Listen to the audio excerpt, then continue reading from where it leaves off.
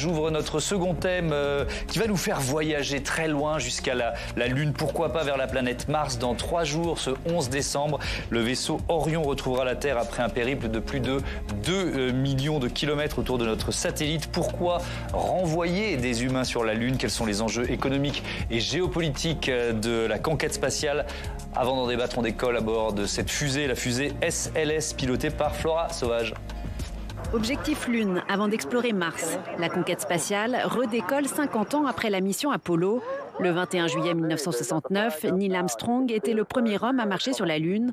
Un demi-siècle plus tard, les Américains ont lancé une méga-fusée, la plus puissante du monde, pour la première mission non habitée du nouveau programme phare de la NASA, Artemis. Sans astronaute à bord, ce vol test doit faire le tour de la Lune sans y atterrir pour permettre de confirmer que le vol est sûr pour un futur vol habité. Il a fallu du temps pour en arriver là.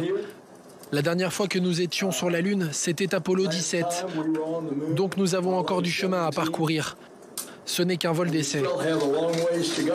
La NASA vise 2025 pour retourner sur la surface de la Lune, soit 3 ans avant la programmation initiale.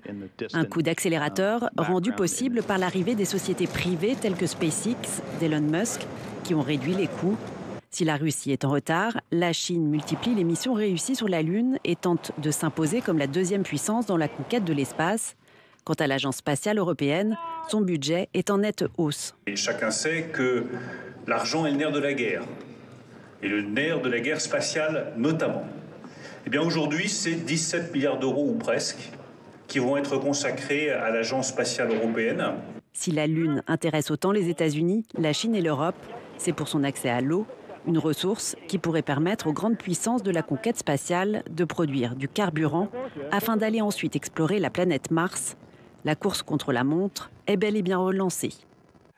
On est parti pour notre second débat avec Pascale Ultré-Guérard. Bonsoir, bienvenue. Vous êtes directrice adjointe des programmes au Centre national d'études spatiales, le CNES. François Forget, bonsoir. Bonsoir. Bienvenue à vous aussi. Vous êtes directeur de recherche au CNRS, spécialiste de l'exploration du système solaire et membre de l'Académie des sciences. Philippe Hénarejos, bonsoir. Bonsoir. Bienvenue. Vous êtes rédacteur en chef du magazine Ciel et Espace et auteur de ce livre « Ils ont marché sur la Lune » aux éditions Belin. Question toute simple pour commencer, Pascale Ultré-Guérard. Pourquoi retourner sur la Lune? À quoi ça sert? Sinon, c'est déjà bien à nous faire rêver. Oui, alors en fait, on souhaite retourner sur la Lune cette fois-ci pour y rester davantage et en particulier pour préparer éventuellement des missions plus lointaines. Évidemment, on pense tous à la planète Mars, qui fait peut-être encore plus rêver que la Lune. Et donc voilà, c'est ça. L'objectif, c'est vraiment de préparer toute une logistique pour permettre d'établir une présence plus durable de l'homme ou de la femme, et de la femme sur la Lune. Et de la femme, et ça c'est très bien, on va pouvoir en parler.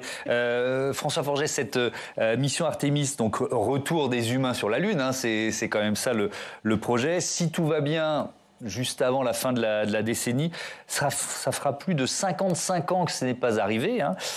Pourquoi la NASA, mais aussi les soviétiques, ou alors l'Europe, l'Agence spatiale européenne, pourquoi c'était plus un objectif de poser le pied sur la Lune?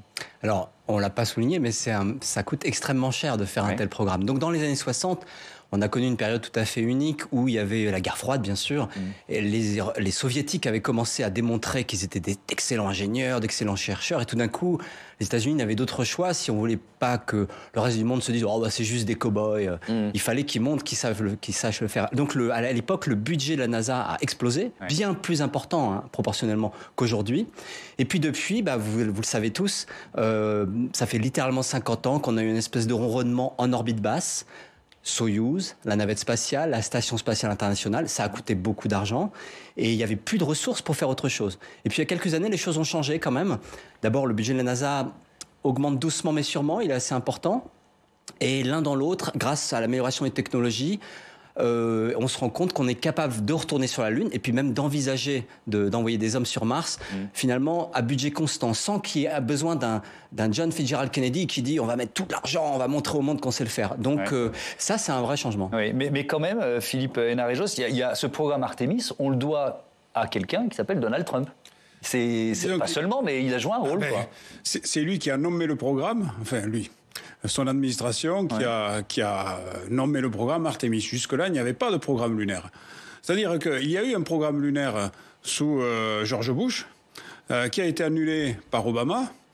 Mais bon an, mal an, tout ce qui avait été commencé pour ce programme lunaire de Bush avait continué en sourdine. Il y avait par exemple la capsule Orion, le vaisseau, qui était fabriqué par Lockheed Martin, qui avait fait un vol d'essai en 2014 à bord d'une fusée plus petite que l'actuelle, que la SLS. Donc c'était bien avancé. Et puis il y avait tous les industriels qui voulaient produire la fusée, le Space Launch System, qui n'avait pas de nom d'ailleurs à l'époque, enfin, qu'on appelait le Senate Launch System, parce qu'elle n'avait pas, elle était soutenue par le Sénat américain, mais elle n'avait pas de but, il n'y avait pas de programme. Et donc ça a continué comme ça en sourdine à être financé. Et quand Trump est arrivé, finalement le travail a été fait. Et lui il a dit, on va l'appeler Artemis, on va retourner sur la Lune. Pour 2024, alors 2024, quand il l'a annoncé, c'était la fin de son deuxième mandat supposé. Donc, mais on voit bien que la conquête spatiale et la politique, c'est évidemment toujours lié. Thomas. Ah ben allez-y, avec plaisir, vous êtes là pour ça. Ça traduit pas le fait, ça donne le sentiment que finalement, en 50 ans, on n'a pas tellement progressé, parce qu'on va retourner sur la Lune, ce qu'ils ont fait il y a plus de 50 ans. Alors peut-être que... c'est pas le sentiment qu'on peut avoir, on a le sentiment... Commencez François Forget et ensuite... On est dans le progrès, et finalement...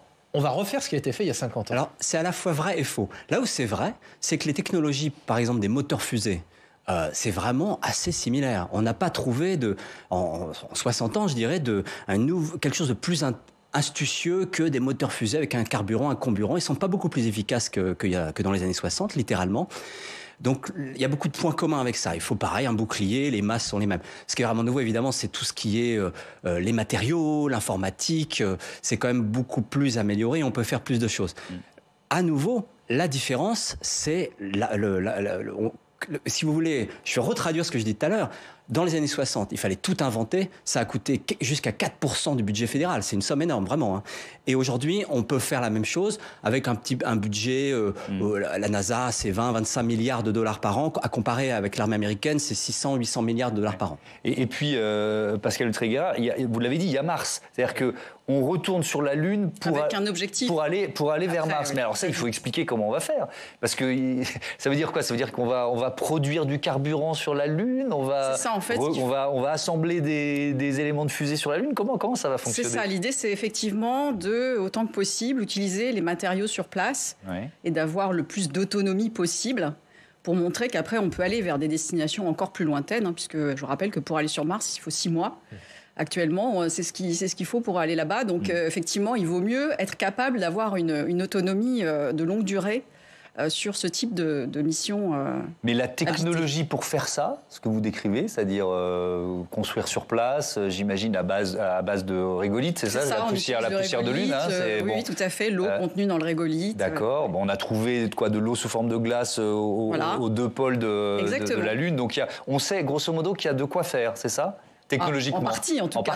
Okay. Il faudra quand même apporter un certain nombre de substances pour vivre, de la nourriture. Alors évidemment, voilà, il y a un certain nombre de choses, il y a beaucoup d'imagination. Environnement hostile, ne l'oublions jamais. Voilà, c'est pas fait pour nous normalement. Hostile, et je pense que ce qui a changé aussi par rapport à l'époque Apollo, c'est aussi le modèle économique a changé.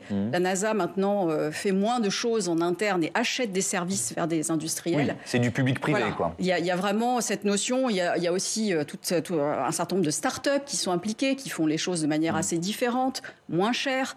Et donc, effectivement, l'écosystème a beaucoup évolué, beaucoup plus ouvert, en fait. Et le lanceur, la fusée, qu'est-ce qui le produit déjà? Alors là, c'est du old space, on va dire. Donc c'est la NASA.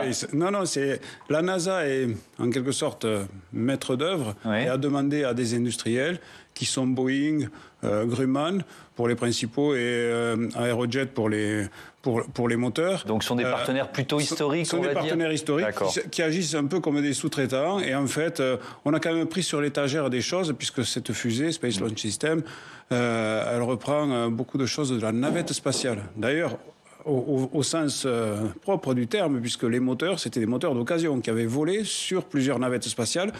Les boosters à poudre qui sont sur le côté, plusieurs segments de ces moteurs ont été récupérés, comme on va les chercher à la casse, sur des boosters de navettes qui avaient volé. Non, surtout qu'on va remettre des humains à l'intérieur.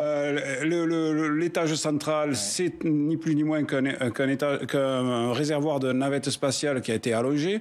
Donc voilà, on avait des choses qui étaient déjà existantes. Ouais, on a oublié de dire une chose, mais pourquoi c'est important de redécoller de la Lune? Parce qu'il y a moins de gravité, c'est ça? Donc il y a moins de carburant nécessaire pour pouvoir partir vers Mars. Il faut lever une ambiguïté quand même dans ce que dit Pascal. L'idée, c'est pas de faire une base spatiale sur la Lune pour aller vers Mars. Le grand objectif d'aller sur la Lune, c'est avant tout pour s'entraîner, pour préparer. D'accord. Pour s'entraîner à vivre longtemps. Donc, comme l'a expliqué Pascal, d'apprendre à faire des habitats en utilisant le sable local, des choses comme ça. Mais bien sûr, on ne va pas faire une base spatiale sur la Lune pour aller vers Mars. Bon. Ce serait très compliqué en fait. D'accord. C'est parce que je regarde une série qui est magnifique, qui s'appelle For All Mankind, et alors c'est une uchronie sur la bagarre spatiale entre les États-Unis et l'URSS à l'époque soviétique, et donc ça se passe comme ça à un moment. Donc voilà, c'est pour ça que je suis beaucoup trop optimiste. Alors, on va revenir sur notre bonne vieille terre et sur l'action de l'Europe et sur les moyens déployés. L'Europe qui n'est pas en reste, 17 milliards d'euros pour les 3 prochaines années. Voilà le budget qui a été adopté par l'Agence spatiale européenne. Ça représente plus 17%, ce qui permettra notamment d'envoyer des astronautes autour de la Lune. En tout cas, c'est le projet. Explication de David Parker, qui est directeur de l'exploration humaine et robotique à l'Agence spatiale européenne. Et il nous présente son équipe de 7 astronautes, dont Thomas Pesquet. Au cours de cette décennie, 3 astronautes de l'Agence spatiale européenne s'envoleront vers le Lunar Gateway, notre station permanente que nous construisons autour de la Lune, notre avant-poste pour préparer l'exploration à long terme. Et si tout se passe bien, à la fin de cette décennie, je pense que nous serons prêts à envoyer le premier astronaute européen sur la Lune. Pascal Ultré-Guérard, la contribution européenne à ce programme spatial, c'est quoi? Il y a notamment une station qui va être assemblée, on va dire, autour de la Lune, c'est ça? C'est ça. Alors en fait, l'Europe contribue à travers deux modules. Oui. Un module qu'on appelle le module Esprit, qui est un module un petit peu, je dirais, de logistique, qui apporte l'énergie et pour permettre à cette station d'être en autonomie. Et puis également un module d'habitation qu'on appelle High Hub. Voilà, et la France est très particulièrement impliquée dans le module Esprit, qui est très important pour assurer cette mission. Et effectivement, la façon de travailler avec les États-Unis, c'est on apporte des éléments en nature et en échange, on a des vols d'astronautes. Oui, c'est ça. C'est-à-dire que c'est du donnant-donnant. C'est-à-dire qu'on participe au budget. Et donc, si Thomas Pesquet met un jour le pied sur la Lune, c'est parce qu'on aura fourni des modules au programme américain.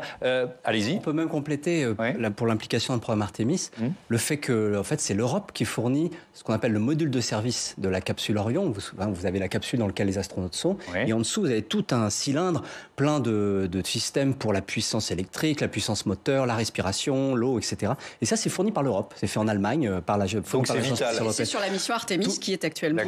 Et c'est prévu pour les... Et puis, on peut compléter cela à terme.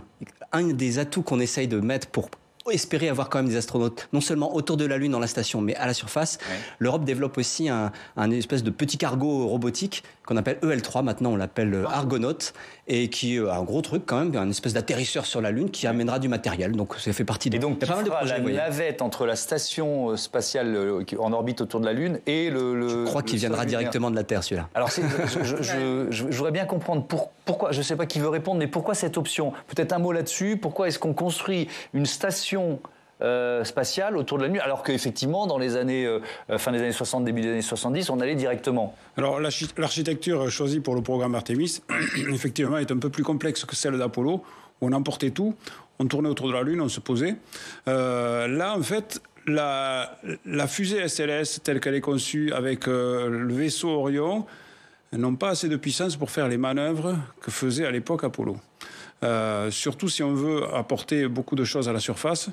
Donc il a fallu imaginer une station relais sur une orbite un peu bizarre d'ailleurs, qui est une orbite très elliptique, qui passe très près de la Lune et qui s'en éloigne beaucoup. Oui, ça va jusqu'à 64 000 km, c'est ça? Ça passe à 100 km et ça va jusqu'à 64 000. Exactement, alors qu'à l'époque d'Apollo, on était à 100 km, on y restait. Mais on avait un moteur du module de service qui était beaucoup plus puissant à l'époque. L'objectif n'était pas le même. Donc il manquait un peu de puissance dans l'architecture Artemis. Donc À la NASA, on a réfléchi, on s'est dit, tiens, on va faire une station qui servira de relais, où on aura un module lunaire qui arrivera par ailleurs, qui ne sera pas emporté par la fusée qui emportera les astronautes. Et on s'assemblera là, on fera une station de service comme au bord de l'autoroute, en fin de compte. et on rentrera dans le module lunaire qui, lui, n'aura que fonction d'aller de l'orbite jusqu'à la surface et de remonter. C'est-à-dire qu'ils ne resteront pas, a priori, sur la surface de la Lune. Ils remonteront à chaque fois ? Alors, dans un premier temps, les Américains vont remarcher sur la Lune et ça va être courte durée comme à l'époque d'Apollo. C'est pas un Français qui va porter le drapeau. Ah non, ça on en est loin. Ça on en est sûr.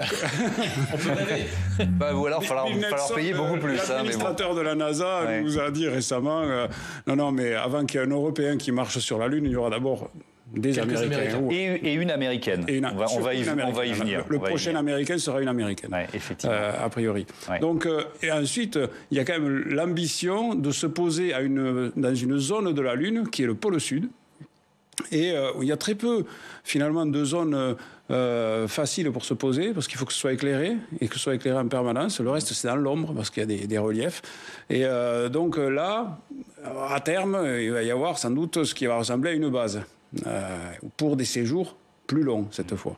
Mais il y aura des astronautes qui seront en support avec des missions de 1 à 3 mois. 3 mois, c'est peut-être beaucoup, même autour de la Lune, dans la station orbitale autour de la Lune, la Gateway, ce fameux relais, cette station-service qui sera là. Donc on voit qu'on est dans un état d'esprit où on s'implante et où on va rester longtemps. Les vols Apollo les plus longs, c'était 3 jours à la surface de la Lune, pour une durée totale de vol de presque 15 jours. Ça, c'était les plus longs. Là, ce sera 1 à 3 mois. Ouais. Et d'ailleurs, je crois qu'avec cette orbite-là particulière, le fait d'aller aussi loin, à 64 000 kilomètres, jamais un humain n'aura été aussi loin de la Terre. C'est ça, si j'ai bien lu... Vous parlez en fait du prochain vol. Oui, c'est ça, quand le vol sera habité. Le prochain vol, ce sera juste la capsule avec 4 astronautes, je crois, dont un Canadien, qui iront effectivement plus loin que là où était jamais Apollo. Mais ensuite, la Gateway, donc cette petite station, elle sera dans une orbite un petit peu différente encore. Je voudrais quand même compléter des choses sur la Gateway. Parce qu'il y a plein d'autres thèmes à aborder. Oui, mais il y a 2 points intéressants. Bon, le premier, c'est qu'une des motivations de la Gateway, c'est d'apprendre à vivre dans un espace très lointain, non protégé par le champ magnétique de la Terre. C'est un peu technique, mais ça, on a besoin de le savoir pour aller sur Mars plus tard.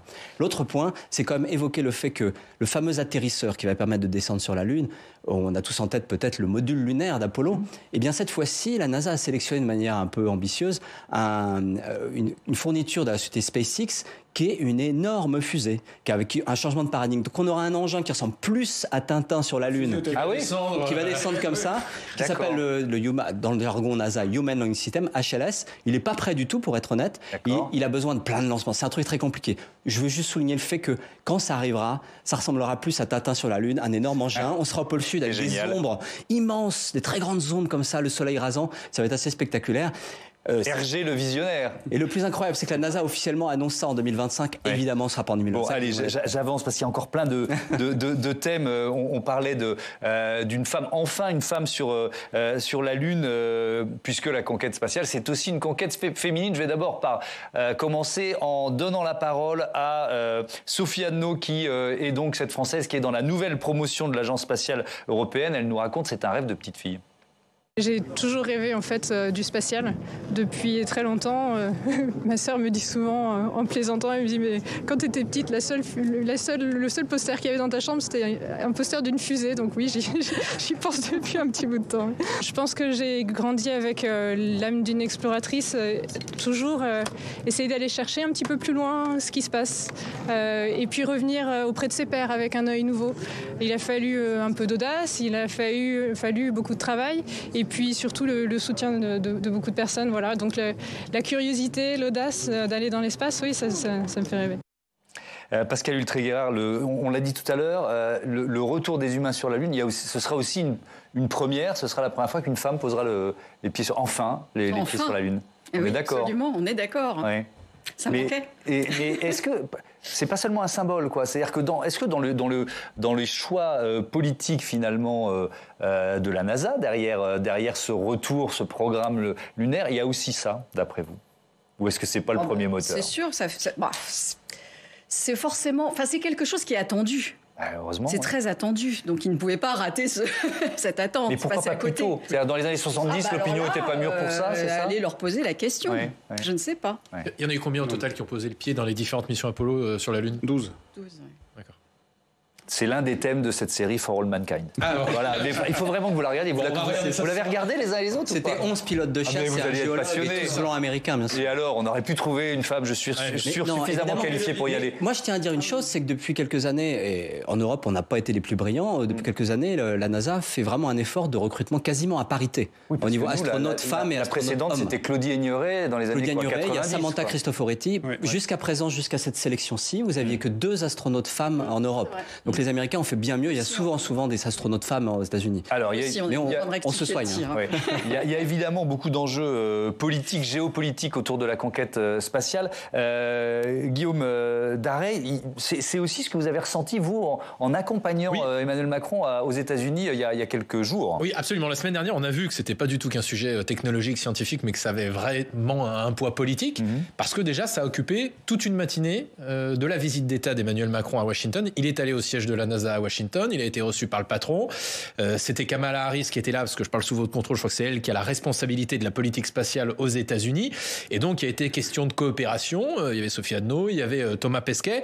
Ça montre, effectivement, me disait Thomas Pesquet, alors peut-être un petit peu franchouillard là-dessus, me disait qu'on peut quasiment regarder les Américains les yeux dans les yeux sur cette question.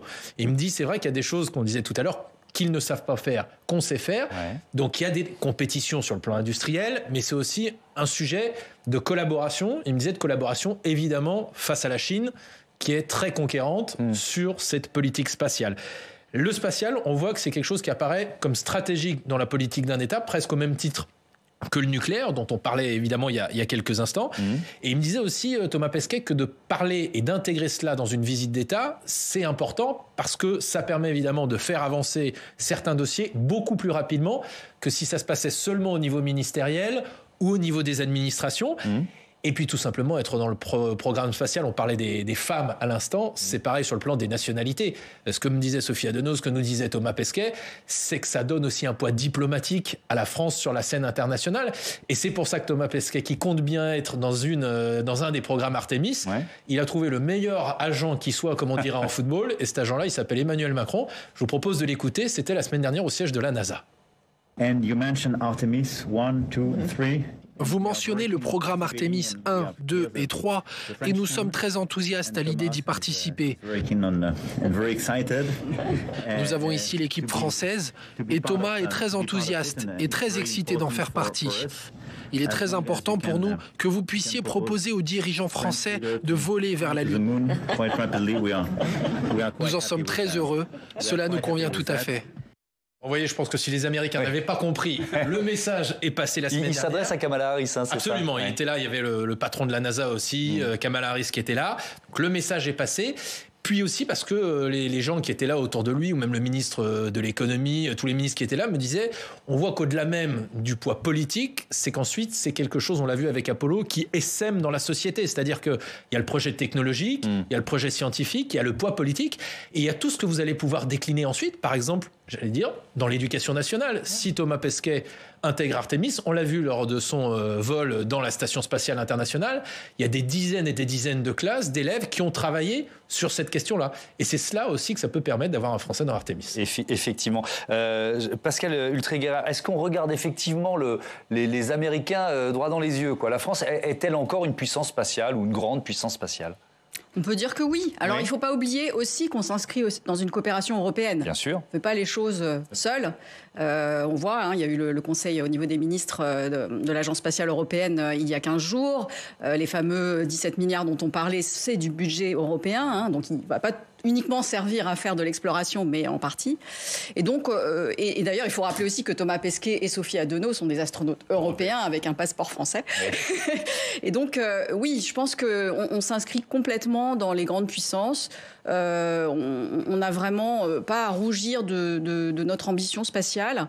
Nous sommes des acteurs qui comptons et on a effectivement une bonne complémentarité avec ce que font les États-Unis.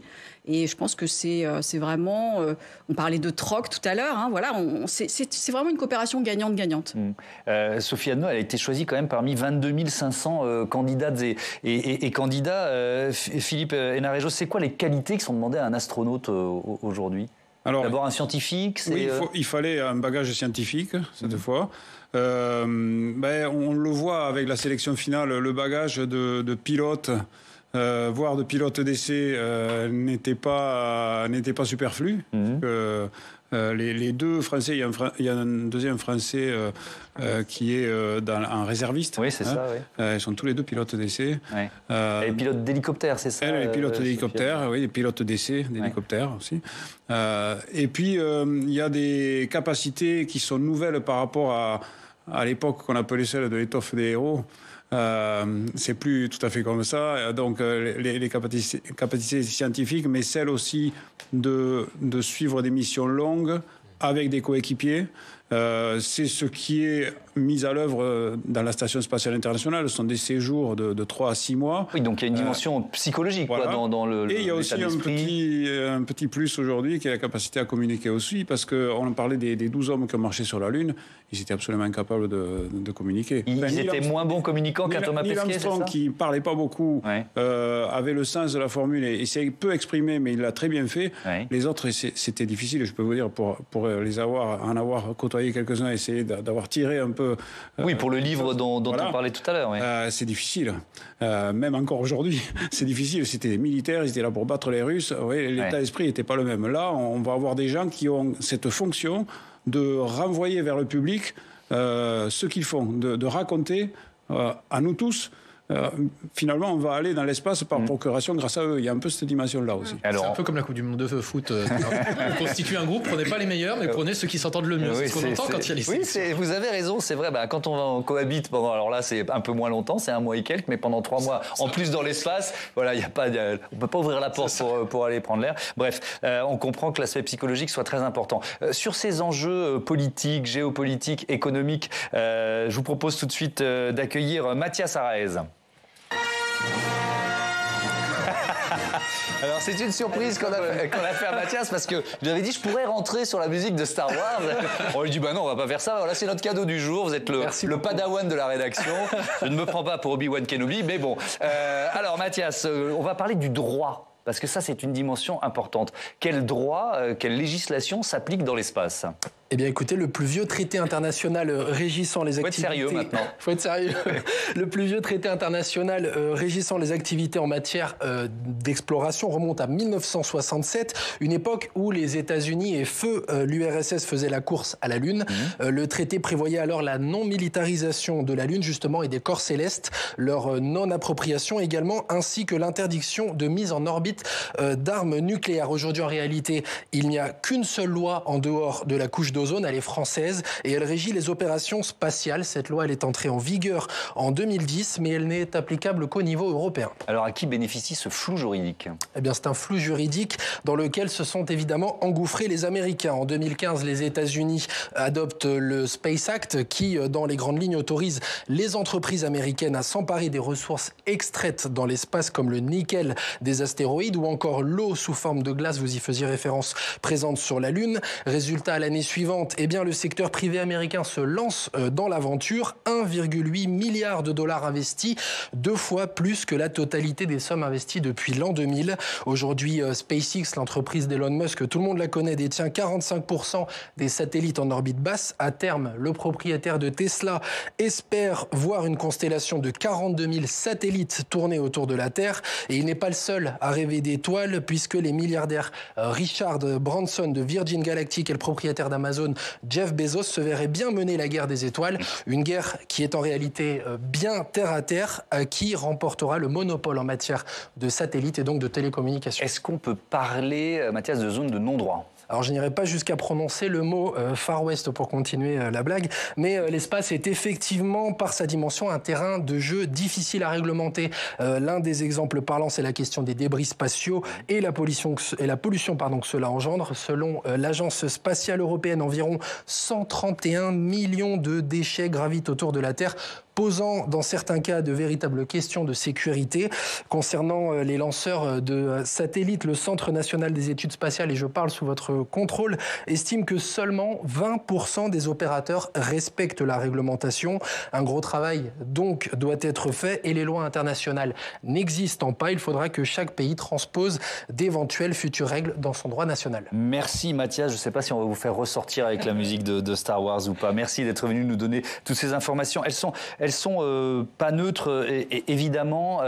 Pascal Ultreguera, cette question du droit, et notamment, alors on ne va pas parler, parce que quand on parle d'espace, on ne s'en rend pas forcément compte, mais évidemment les satellites, enfin notre vie quotidienne dépend en majeure partie d'informations et des satellites. Bref, je voudrais laisser ça de côté. Mais la question de l'exploitation du sol lunaire, ou alors si on va encore plus loin du sol martien, c'est totalement de la science-fiction. Je veux dire, c'est-à-dire que ce que ça pourrait rapporter à une entreprise par rapport à ce que ça lui coûterait d'aller extraire de la matière sur la Lune, par exemple, ça n'a pas de sens, quoi. Tout dépend de ce qu'on appelle exploitation. Oui. Si par exploitation on rêve d'aller chercher des ressources sur la Lune et de les ramener sur Terre, il faut quand même effectivement raison garder, puisque ces missions, on l'a vu, coûtent plusieurs milliards d'euros ou de dollars, et on est en capacité de ramener quelques centaines de grammes dans certains cas, les missions Apollo ont ramené des centaines de kilos, mais des dizaines de kilos. Voilà, des dizaines de kilos, centaines de kilos, grand maximum.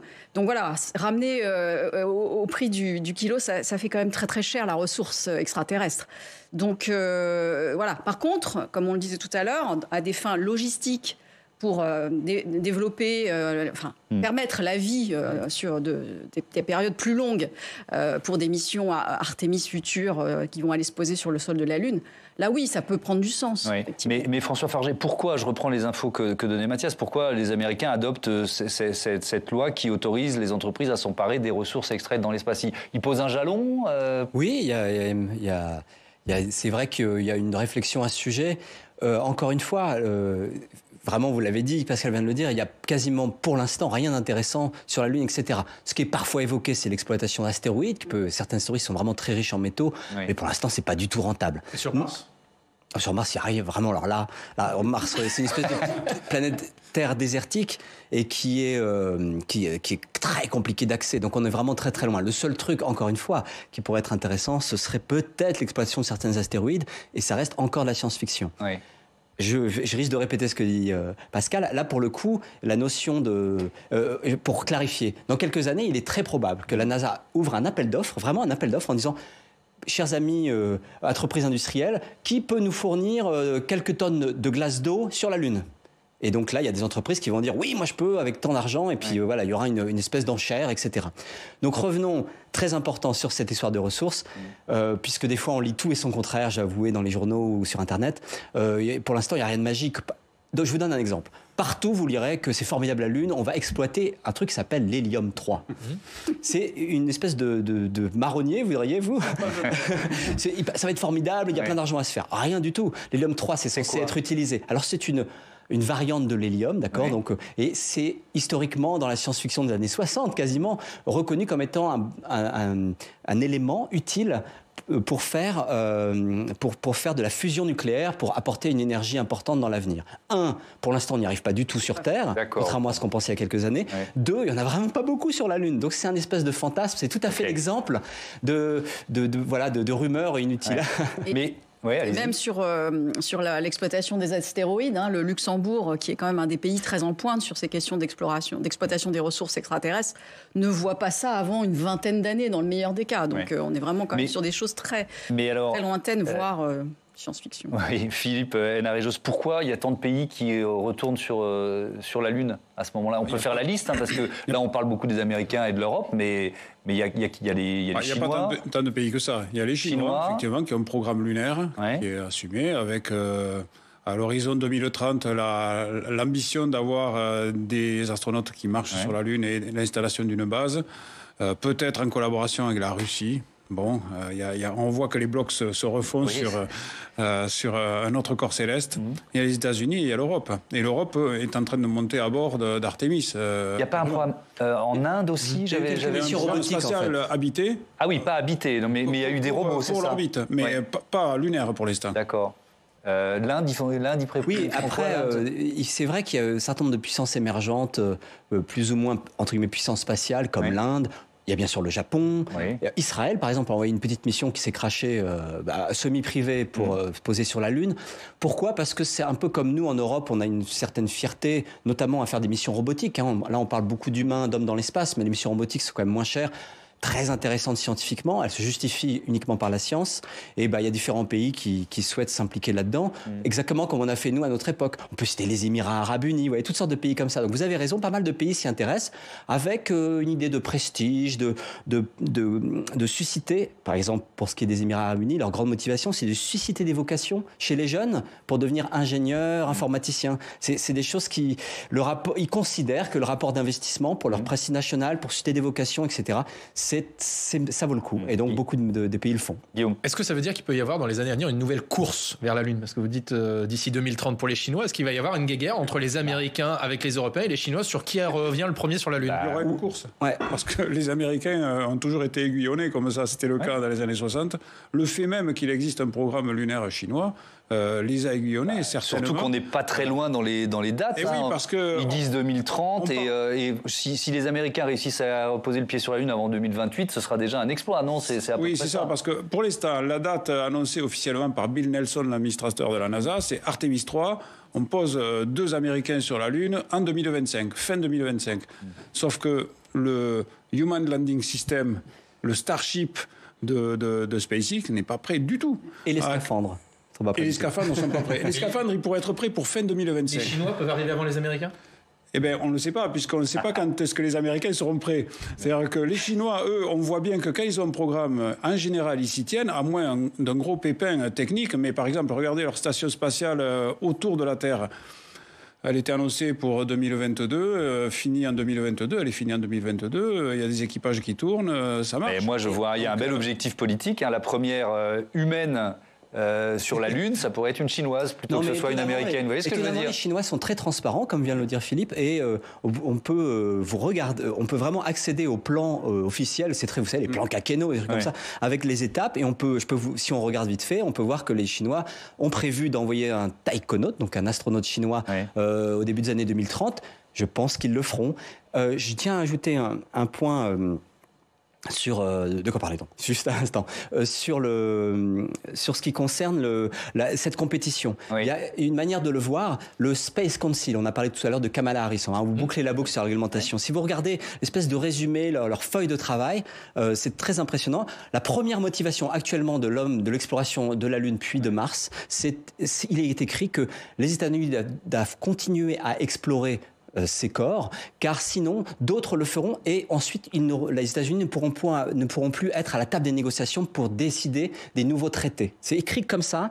Donc c'est cet esprit-là. C'est plus tout à fait la guerre froide, la guerre contre le communisme, mais il y a cette idée, il ne faut pas que les Chinois soient seuls dans l'espace. Alors c'est drôle parce que vous disiez taïkonaute, on a révisé un peu avec l'équipe de Sens Public. Donc un astronaute, c'est un Américain, un cosmonaute, c'était un Soviétique, c'est un Russe. Spationaute, c'est pour les Européens, taïkonaute effectivement pour les Chinois. Et puis alors effectivement, on a trouvé Vyomanaute pour les Indiens. Donc voilà, peut-être il doit nous manquer un nom pour les Japonais. Une capsule, en effet. Oui. Alors je voudrais, il nous reste 5 minutes. Je voudrais quand même qu'on rappelle un peu en détail à quel point c'est un défi technologique, un exploit d'aller vivre sur cette planète. Pascal Ultreguera, le régolithe, je crois qu'on dit le régolithe, donc cette poussière de lune là dont on parle.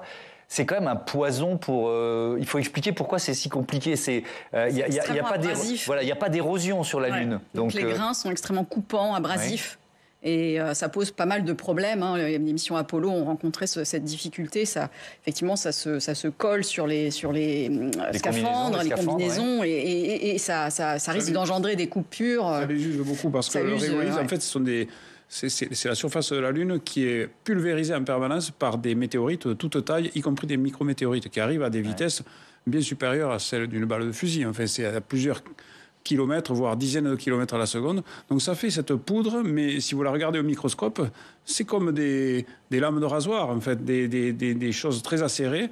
Et donc ça colle et ça se met partout. Et quand on le respire, ça crée des allergies. La dernière mission, il y a 50 ans exactement, était en route, la mission Apollo 17, avec Harrison Schmitt et Gene Cernan, qui ont été les derniers à marcher sur la Lune. À l'issue de leurs 3 jours d'exploration, ils étaient irrités, ils avaient les yeux rouges, ils avaient des symptômes de rhume, en fait, mais c'était de respirer cette poussière, qui est un vrai défi technique pour les prochains qui iront. On essaie d'imaginer des manières C'est-à-dire qu'il faudrait laisser une partie de la combinaison à l'extérieur du module pour pas faire rentrer cette poussière abrasive dans le module où vivront les astronautes, c'est ça? Absolument, parce que là, à l'époque d'Apollo, c'était du camping. On ouvrait la toile de tente, on sortait et puis on ramenait le sable avec soi. Donc, c'est un problème. Là, on essaie d'imaginer des solutions pour garder la poussière à l'extérieur parce qu'elle est vraiment problématique. Ouais.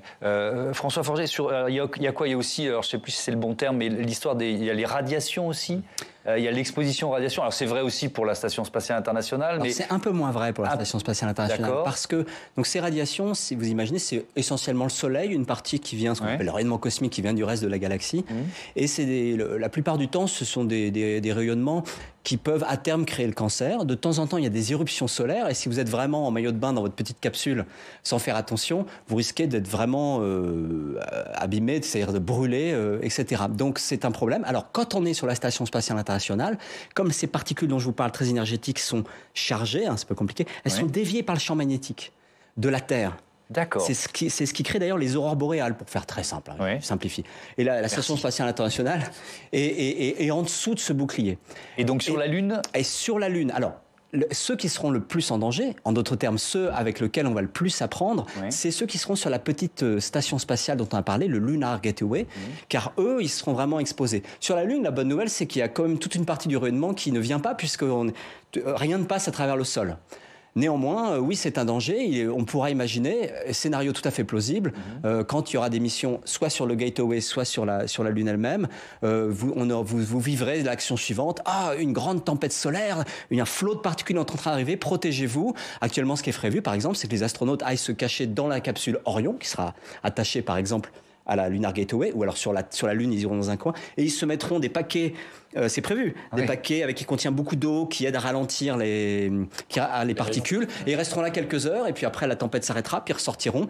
Alors, mais ça veut dire, pardon de vous interrompre, ça veut dire que dans une station spatiale internationale, il n'y a pas un matériau qui peut protéger de ces radiations cosmiques? Non, c'est un bon point. Ces particules très énergétiques, les protons, c'est très difficile à arrêter. Il faudrait une bonne épaisseur de plomb, par exemple.